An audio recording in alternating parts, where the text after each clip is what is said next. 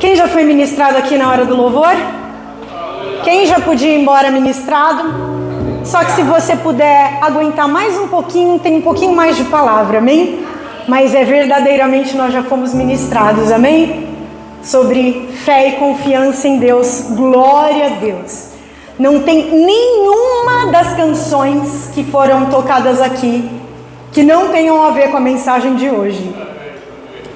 Olha, eu só pedi essa última canção para ele. O resto parece que está combinado, está encaixado nas palavras da Bíblia, amém? Você pode louvar a Deus? Glória a Deus. Glória a Deus. Queridos, eu estava... Faz tanto tempo que eu estudo inglês, para falar inglês fluente, não falo nada fluente ainda. Mas, num dos canais que eu sigo em inglês, que é para treinar o meu inglês, um dos pastores que eu sigo postou uma frase essa semana. E quando o pastor, na segunda-feira, querido pastor Edson me convidou, ele já me convidou assim, olha, gostaria que Deus pudesse te usar e você pudesse compartilhar a palavra grandemente conosco na quinta-feira. E desde já agradeço o seu sim. É sem opção. Eu comecei a dar risada. E aí na terça-feira eu vi, não vou falar inglês não, hoje o manto não tá para isso. E a frase, ao traduzir a frase, o Espírito Santo falou, é isso que você vai ministrar na quinta-feira, é sobre isso. E estava escrito em inglês assim, a versão em português, você nunca terá coragem de andar sobre as águas, até que aprenda como ficar quieto o suficiente para ouvir da parte de Deus no meio da tempestade. Uau! Quando eu fui traduzindo de pouquinho em pouquinho, quando eu terminei de traduzir, nossa! Sabe que é exatamente isso que nós devemos fazer? Traduzir a voz do Espírito e o que Ele está tentando nos falar, e quando a gente dá conta de ouvir, uau! Uma chave, uma revelação, uma impressão, um discernimento, uma clareza, uma confirmação, uma convicção, uma certeza chega. Assim como eu, ao traduzir aquela linguagem que é estranha para mim, eu preciso prestar muita atenção e traduzindo palavra por palavra, o Espírito Santo está falando conosco. E o quanto você ouve para o que está liberado, estava liberado ali para todo mundo ouvir. Mas a própria palavra diz assim para nós, vede como ouvis. Vede como ouvis. Então, por causa desta frase, vamos ler primeiramente lá em Mateus 14, Jesus andando sobre a tempestade. Você não precisa ficar de pé, eu prefiro que você preste muita atenção na sua leitura, porque eu vou parafrasear muitas vezes, amém? Eu respeito todas as pessoas que pedem para ficar de pé, só que eu sei que a nossa reverência é no coração. A reverência no coração, ninguém te pega, amém? Reverencie essa palavra no seu coração. A partir do verso 22 do capítulo 14 diz assim: logo em seguida Jesus insistiu com os discípulos para que entrassem no barco e fossem adiante dele para o outro lado, enquanto ele despedia a multidão. Tendo despedido a multidão, subiu sozinho ao monte para orar. Ao anoitecer, ele estava ali sozinho, mas o barco já estava a considerável distância da terra, fustigado pelas ondas, porque o vento soprava contra ele. Alta madrugada, Jesus dirigiu-se a eles andando sobre o mar. Quando o viram andando sobre o mar, ficaram aterrorizados e disseram: é um fantasma! E gritaram de medo. Mas Jesus imediatamente lhes disse: coragem! Sou eu, não tenham medo! Senhor, disse Pedro, se és tu, manda-me ir ter ao teu encontro outro por sobre as águas? Venha, respondeu ele. Então Pedro saiu do barco, andou sobre as águas e foi na direção de Jesus. Mas, quando reparou no vento, ficou com medo e, começando a afundar, gritou: Senhor, salva-me! Imediatamente Jesus estendeu a mão e o segurou e disse: Homem de pequena fé, por que você duvidou? Quando entraram no barco, o vento cessou. Então os que estavam no barco o adoraram, dizendo: verdadeiramente tu és o Filho de Deus. Glória a Deus! Queridos, essa mensagem é tão óbvia e ela é a segunda vez que eu ministro ela aqui. Eu já ministrei numa campanha que foi feita em cima desta palavra. E eu tenho algo para te dizer por enquanto. Quantos de nós não temos... são tantas palavras que são comuns para a gente. Principalmente aqui em Santa Catarina, com esses vendavais, fisicamente, não metaforicamente por enquanto.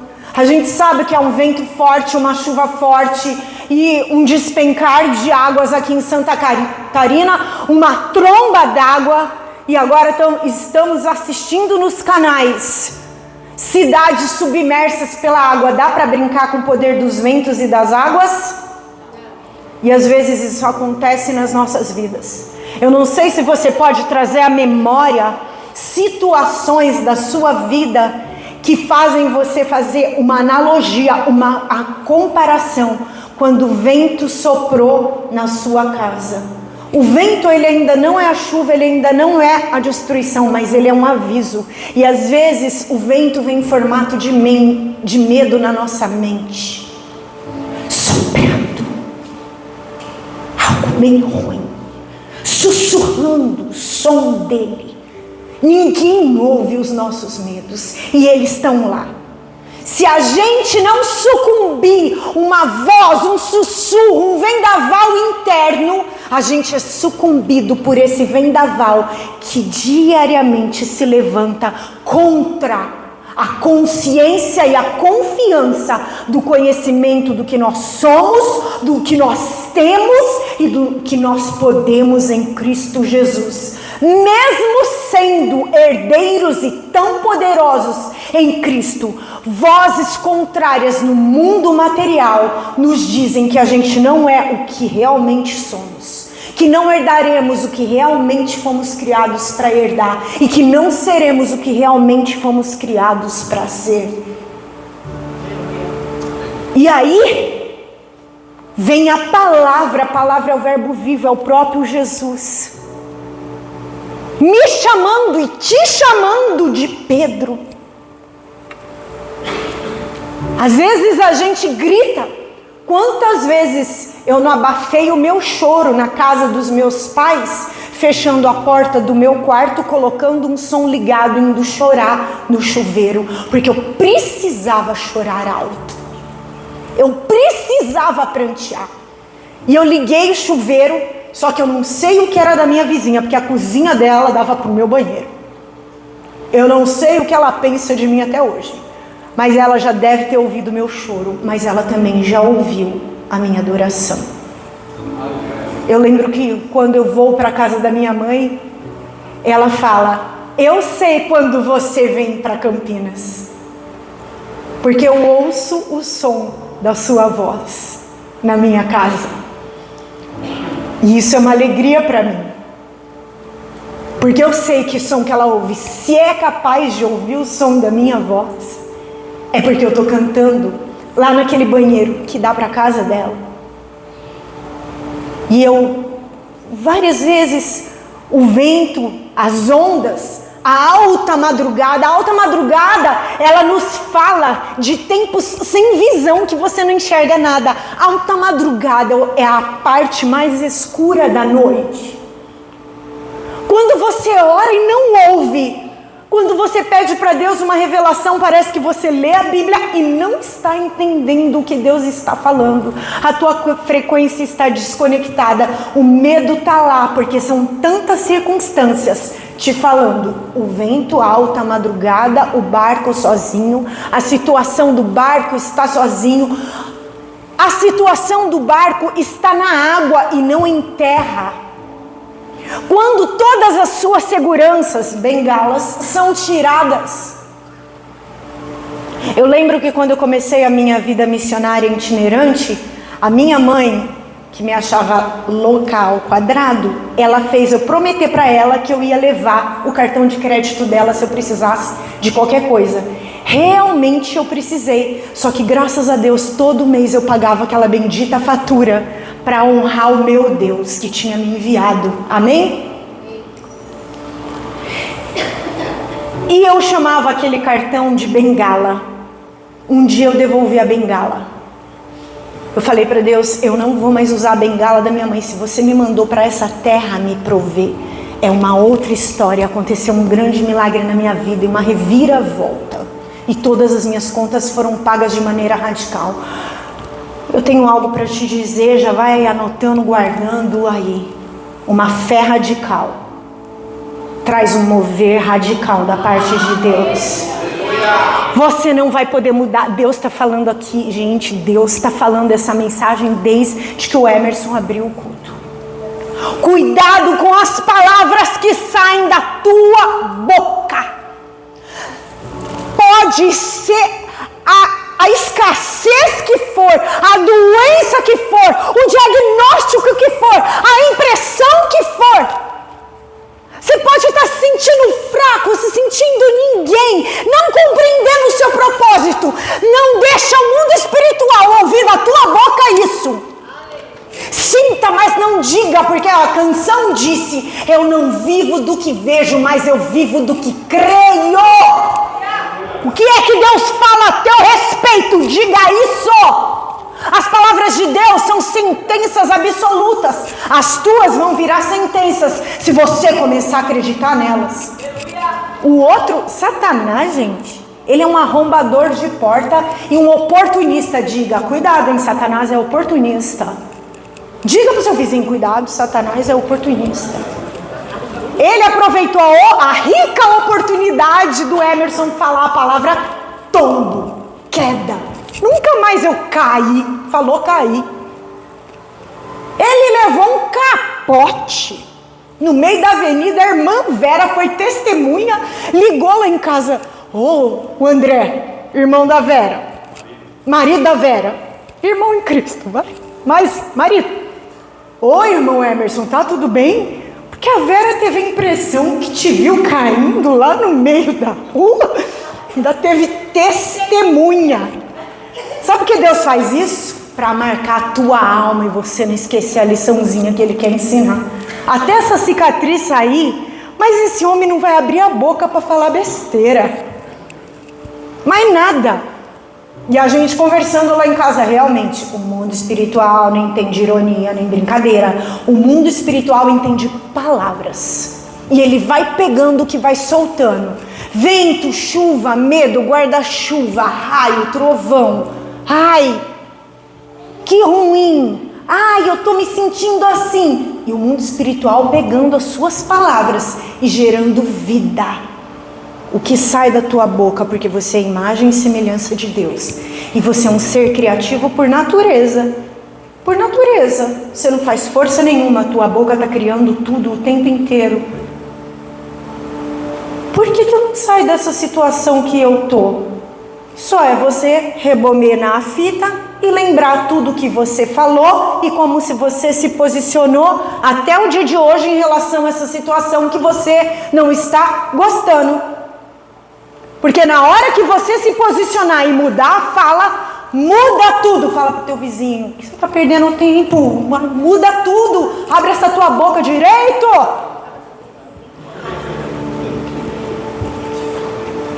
É forte, como eu costumo dizer, e distante da segurança, ondas, vento, alta madrugada, medo, sem visão, sem luz, ao ponto de chegar no desespero. Você estava ali quase crendo, começando a viver um milagre, aquela empolgação do milagre. Aí veio com um pouquinho mais força, ou você começou, ao invés de focar naquele que tinha, que tem, e que sempre terá o poder de mudar a sua situação, você do nada tira o foco e coloca nas circunstâncias, na fala de alguém. Desde quando a fala dos outros guia a tua vida? Ah, irmã, sabe nada, irmã. É sempre. Porque minha mãe falou, ela sentenciou que eu vou ser uma coisa perdida. Meu pai falava isso na minha infância. Teu pai é Deus? Tua mãe é Deus? A Bíblia diz assim: todos quanto creram, para todos quanto creram no seu nome, deu-lhes o poder de se tornarem filhos de Deus. Você recebeu o poder para ser chamado filho, os quais não nasceram da vontade da carne, nem da vontade de homem nenhum, mas nasceram da vontade de Deus. Você pode dar glória a Deus? Porque quando você vive pela fé, mudou a semente de onde você provém.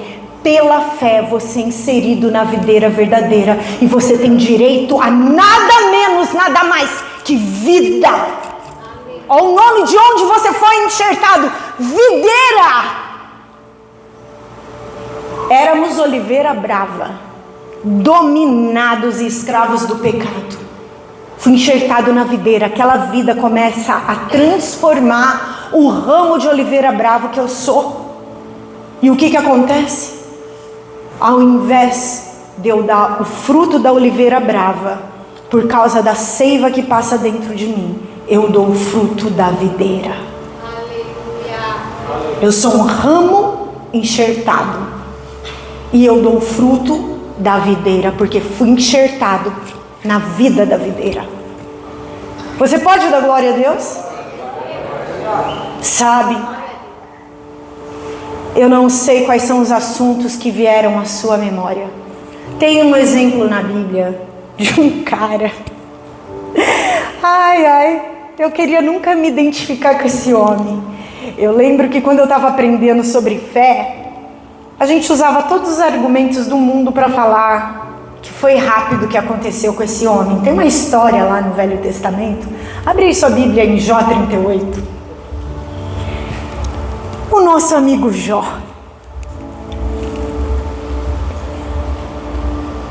Sabe, aconteceu tudo o que você possa imaginar com esse homem. É engraçado que a analogia da vida de Jó é idêntica com a analogia do Novo Testamento. Tem tudo a ver com essa frase que o pastor Jensen Franklin disse. Jó aprendeu a ouvir a voz de Deus no meio da tempestade. Olha, primeiro aconteceu as circunstâncias. A mulher dele falou: amaldiçoa teu Deus e morre. Os amigos dele vieram falar: você não pecou não, Jó? Ele mesmo falou assim: Deus me deu, Deus tirou, bendito seja o nome do Senhor. Na compreensão dele, ele falou um monte de coisa que ele não sabia, mas ele não blasfemou contra Deus. Mas ele deu ouvidos, ele parava para ouvir. E ele se amaldiçoava, se coçava com um caco. Ele teve tudo quanto é bereba, assim como as pessoas do Rio Grande do Sul. Vira para o seu irmão com cara de drama: ele perdeu tudo. Família, casa e negócios. Ele perdeu tudo. Jó perdeu tudo. É uma história, não é uma parábola, é histórico. Existiu a vida dele. Só que Jó não tinha a figura nem a revelação de Jesus Cristo. Então, do que se sabia aquele Deus que eles apresentavam cerimônias e sacrifícios, Jó fazia. No capítulo 3, Jó dá uma deixa. Eu já vou passar, tá, gente? Que a história é longa. É uma história de sofrimento. Alguns estudiosos falam que não durou nem um ano essas perdas. Foi uma assim, igual uma enchente, que leva tudo de uma vez. Falou que em um ano ele perdeu tudo e começou depois o renovo na vida dele. Mas, lá em Jó 3:25, diz assim: o que eu temia me sobreveio. O que eu tinha medo. O que foi que Pedro sentiu? Medo. Jó sacrificava por medo. Ele não sacrificava por adoração, ele tinha medo de para garantir o meu futuro dos meus filhos. Sacrificarei a Deus por mim e por eles. Essa é a história de Jó. O que movia Jó não era confiança, gratidão e fé, era medo. E a Bíblia diz que o medo supõe castigo, o amor lança fora todo medo. Quem tem medo não está aperfeiçoado na consciência do amor por ele. Jó não tinha a revelação do amor de Deus, até porque a nova aliança não tinha acontecido. Tudo indica pelos estudos que Jó era conterrâneo de Abraão. Era quando Deus estava falando de aliança pela primeira vez. O que Jó sabia de aliança? Diga para o seu vizinho: nada. Ele sabia que tinha um Deus e ele tinha um temor equivocado desse Deus. Não era o temor correto, era o temor equivocado. Não era o temor respeitoso, era um temor medroso. E aí o Senhor apareceu no meio do que é mesmo para Jó. Então o Senhor respondeu a Jó no meio da tempestade e disse: olha lá a história de Pedro se repetindo. E ele diz assim, aí eu vou ler, gente, vamos ler 3 capítulos, bem rapidinho, ó a fala de Deus. Quem é esse que obscurece o meu conselho? Permita Deus falar com você agora. Quando você deu nome a todos os bois que aconteceram na tua vida, a todas as tragédias, quando você tentou explicar tudo que te aconteceu, as tuas fraquezas, as suas falhas, toda vez que você tenta explicar as circunstâncias, Deus vem com essa fala ecoando dentro de nós. Quem é esse, quem é essa que obscurece o meu conselho com palavras sem conhecimento? Prepare-se como simples homem. Vou lhe fazer perguntas e você me responderá. Onde você estava, senhor Jó ou senhorita? Diz o seu nome aí.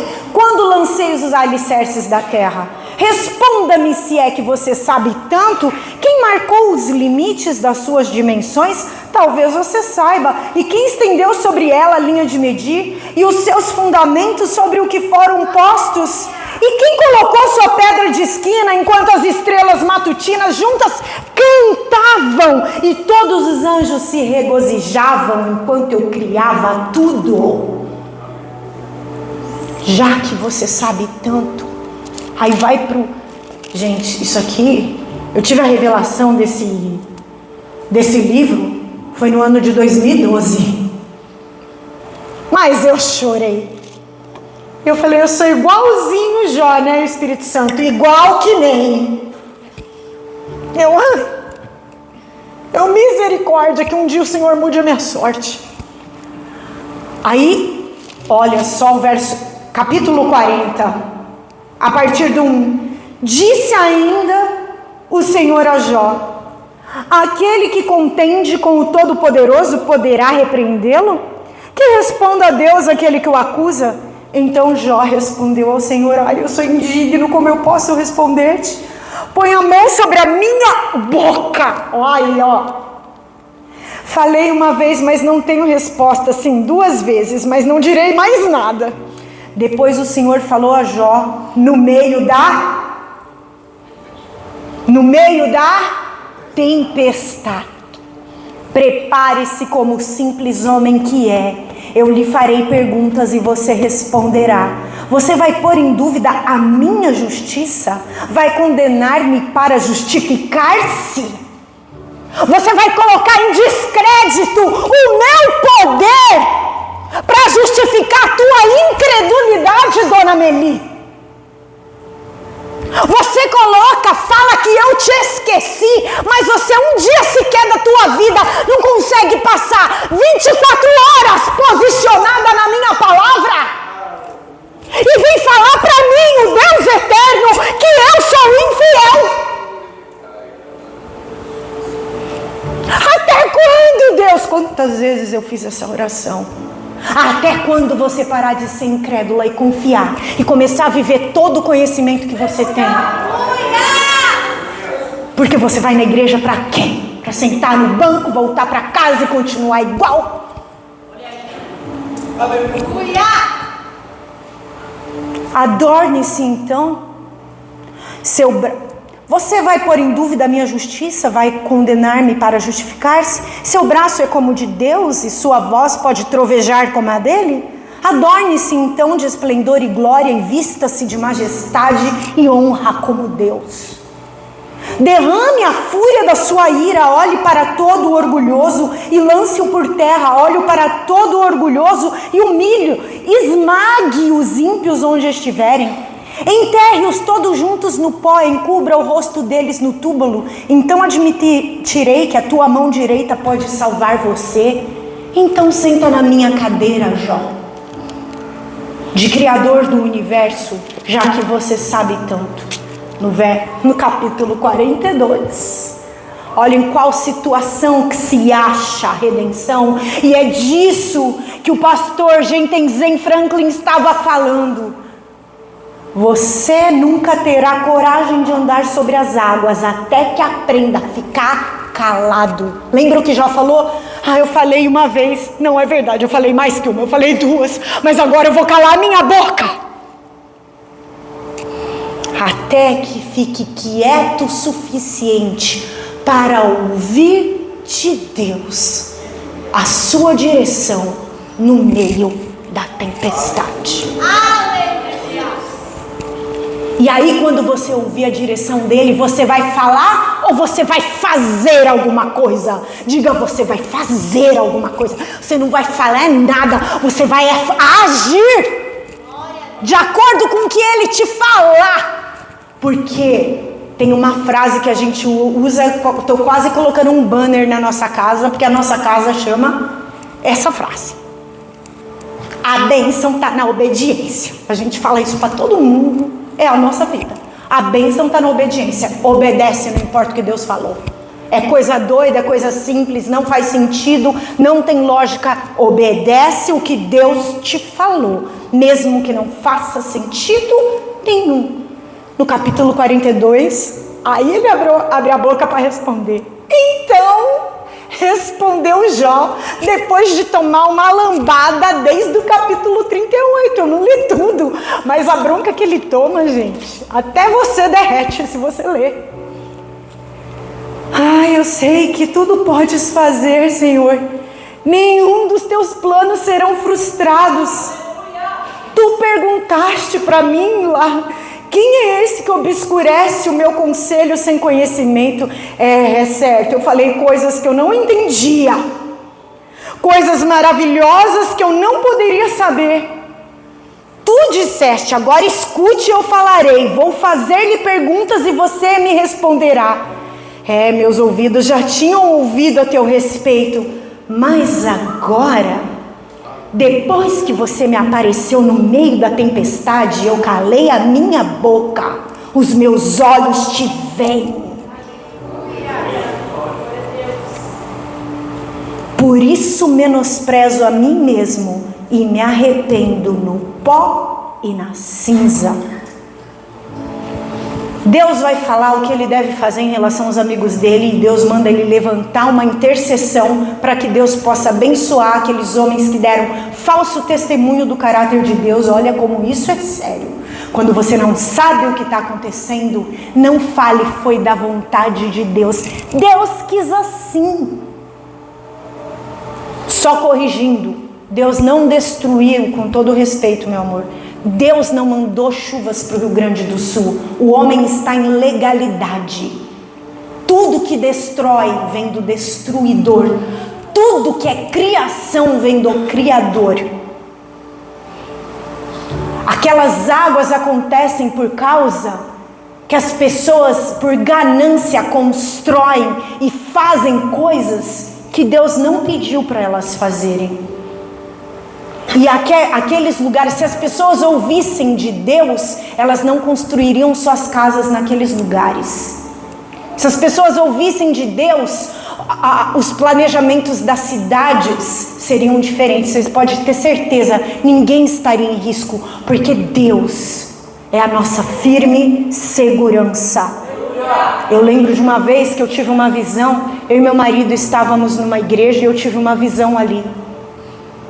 E eu vi um leão, lugares pegando fogo e lugares, montanhas caindo. E eu e meu marido andando, correndo de mão dada. E aí um grande leão nos abocanhou pelo colarinho da nossa roupa, nos tirou de lá e nos mudou de lugar geográfico. Deus falou: em todos os lugares darei livramento para vocês, enquanto vocês me obedecerem. Você nunca corre perigo com o Senhor. O que eu preciso fazer? Ouvir Ele. No dia bom e no dia mau. Amém? Amém. Nosso Deus é segurança. Ele é a rocha eterna. Qual é o diferencial? Eu estar na rocha. Porque na hora que eu saio da rocha, não adianta procurar culpados. Eu estou à deriva com o meu barco. Quando eu saio da firme rocha, que é Jesus. Jesus é a palavra. Você precisa... Se você ainda não consegue distinguir a voz do Espírito na quietude, você deve buscar e caminhar para isso. Você precisa buscar respostas na palavra de Deus. Agora, o que você não pode é ver sua vida à deriva, ver sua casa à deriva e não fazer absolutamente nada. Se mova. Quem pede, recebe. Quem clama é ouvido. Deus se inclina para ouvir o clamor do seu povo e do justo. Ele não vai ficar sem te responder. O problema é você pegar a sua carne e orar. Porque é uma guerra que todos nós passamos. A minha carne não quer nem dias de tribulação clamar a Deus. De tão cara de pau e carnal que ela é. Ok? Por isso que Jesus disse: o espírito está pronto, mas a carne é fraca. E aí ele diz assim, verso 16 do capítulo 42. Depois disso, Jó viveu 140 anos. Viu seus filhos e os seus descendentes, deles até a 4ª geração. E então morreu em idade muito avançada.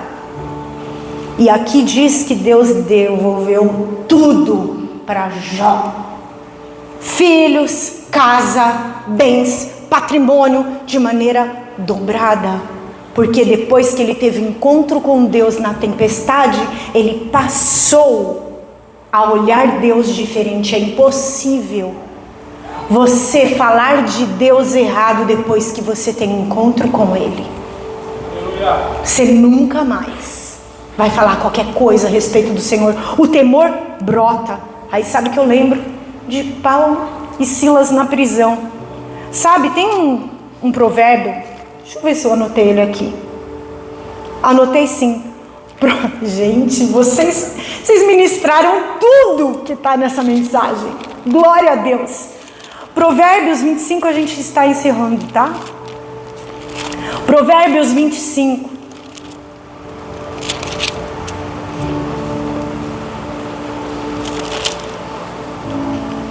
Verso 20.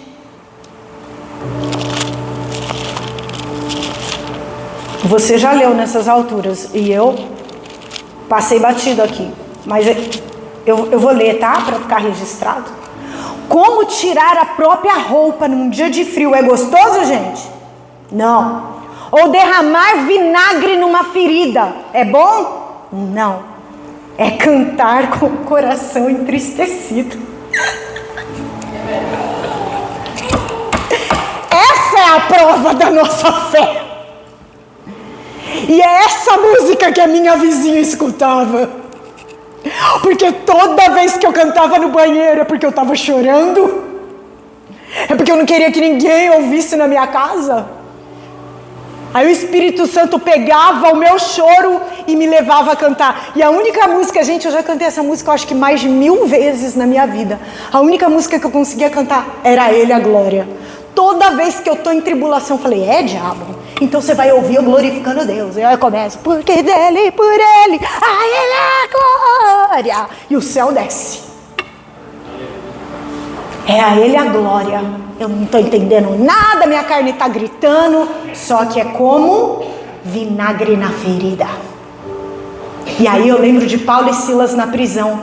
Era gostoso que eles estavam sentindo na carne e já tinham levado açoite. E eles estavam adorando. Só que adorar no dia mau, assim, no mesmo nível que é difícil e ruim, é o nível que abala o mundo espiritual. As cadeias foram abaladas e as algemas foram abertas.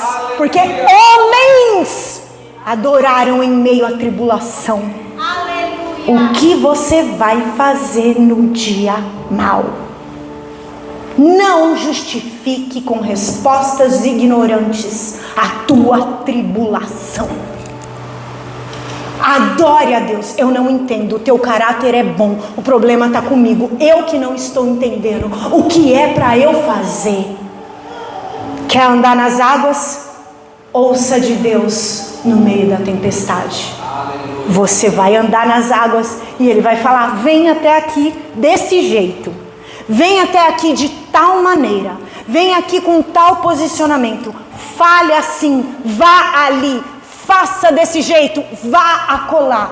Ao você obedecer, você está andando sobre as águas. Esse movimento de fé do que Deus te falou é o seu andar sobre as águas. Você quer ficar andando na água o tempo inteiro? Claro que não. Você quer pisar em terra firme, chegar do outro lado e cumprir o teu propósito de vida e receber o teu milagre, amém? Não tem diagnóstico, não tem situação financeira. Gente, eu tô aqui, não dá para contar minhas histórias. Um dia, sei lá se eu tenho coragem de escrever isso, mas se escrevesse as minhas histórias de milagre, foi sempre em meio. Eu já quase morri com doença um monte de vezes. Era ter epidemia na minha cidade, lá eu estava com a epidemia. Qualquer virose que tinha lá, estava eu enferma. Aí eu tive umas que nenhum médico sabia o que era. Da minha mãe, me tirar do SUS e fazer um convênio para mim. Que ela fala, dessa vez ela vai embora. Minha mãe é testemunha, minha família é testemunha das doenças que eu já tive.